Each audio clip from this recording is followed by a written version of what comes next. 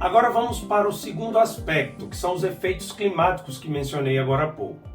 É de conhecimento geral que, historicamente, o povo que vive na porção nordeste do Brasil sofre por causa da dura condição climática do semiárido. Em meados do século XX, essa condição, que ocasionava grandes fluxos de êxodo em direção a outras regiões do país, era agravada pelo que conhecemos por famigerada indústria da seca, na qual poderosos viviam às custas da exploração de homens e mulheres, jovens e crianças, sempre atacados em sua dignidade.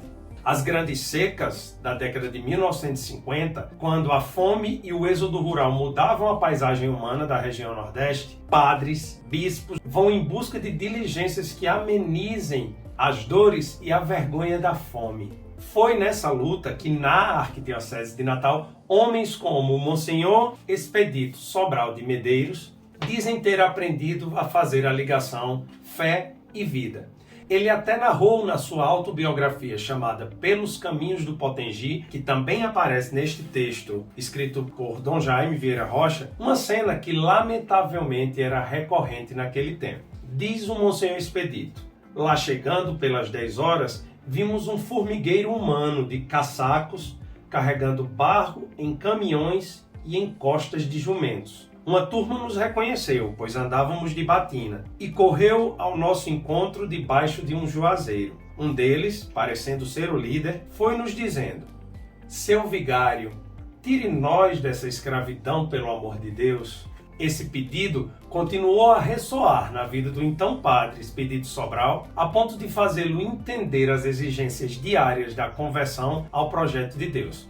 Foi assim que, como assistente espiritual da Juventude Agrária Católica, a JAC, na Arquidiocese de Natal, ele propôs em 11 de fevereiro de 1958, ano de uma das piores secas, que cada militante da JAC doasse o equivalente a um dia de salário para os flagelados da seca. Essa coleta realizou-se no período da Semana Santa daquele mesmo ano, na cidade de São Paulo do Potengi, tornando-se, assim, a primeira semente do que mais tarde germinaria como campanha da fraternidade. E agora vamos para o terceiro aspecto, que chamo de campanhas educacionais.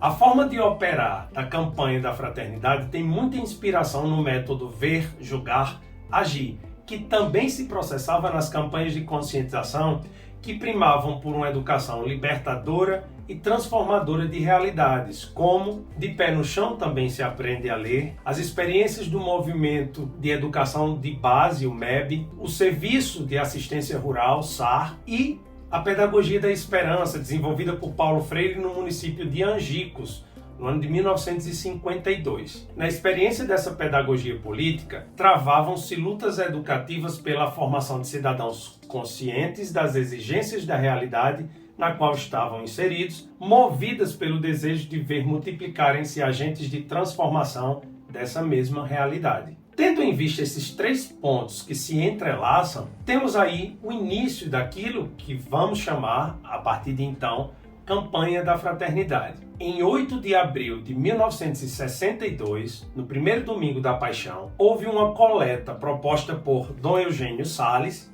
em toda a Arquidiocese de Natal e tinha como implícita a intenção do abraço aos deserdados da sorte. Aquela coleta projetou um novo tempo no qual os cristãos assumiam seus deveres de contribuintes e responsáveis pelas obras sociais e apostólicas da Igreja. As palavras de Dom Eugênio, ao anunciar a primeira campanha, revestem-se de um caráter educativo.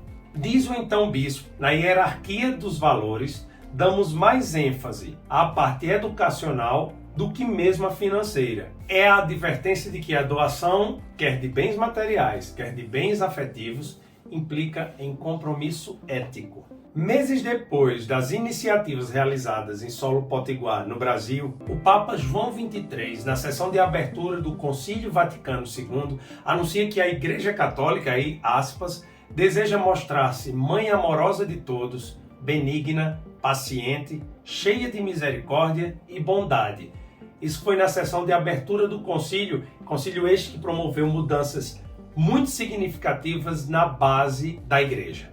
Esse já era o espírito da igreja de Natal, que se esforçava por começar cuidando dos flagelados da seca, das mulheres maltratadas, das crianças abandonadas e dos que não tinham assistência médica. No ano de 1963, a campanha espalha-se pelas dioceses de toda a região Nordeste, com tanto êxito que a Conferência Nacional dos Bispos do Brasil, a CNBB, por intermédio do seu então secretário-geral, que era Dom Helder Câmara, propõe que se estenda a todo o país. Finalmente, no delicadíssimo ano de 1964, a campanha da fraternidade inicia-se em âmbito nacional e tinha como tema Igreja em Renovação e o lema Lembre-se, você também é igreja. Desde os anos 60 do século XX, a igreja já falou de família, de trabalho, de paz, de biomas, de diversidade, entre tantas outras problemáticas que exigem atenção e participação caridosa. E é claro que o tema da educação não ficou de fora das preocupações da campanha da fraternidade, tanto que já foi tema por pelo menos 4 vezes, contando com esta de agora.